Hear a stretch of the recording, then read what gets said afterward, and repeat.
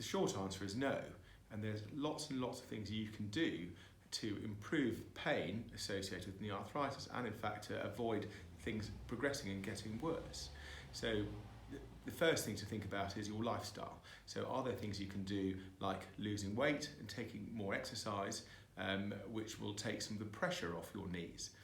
Can you change your footwear, for example? If you wear shoes with hard, stiff soles, that can aggravate knee arthritis, so perhaps wear some more comfortable shoes at work or if you go for a long walk. Once you start to experience symptoms, it may be necessary to start taking painkillers. So simple painkillers that you can buy over the counter, such as ibuprofen or paracetamol, can really be very, very effective in treating the pain associated with mild wear and tear.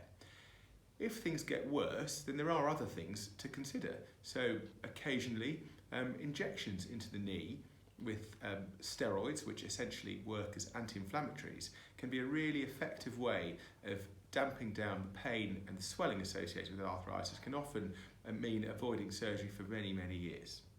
Now, ultimately, if the knee gets really bad and your quality of life really is suffering, then surgery is of course an option, but it needs to be carefully considered and discussed at length with a knee specialist.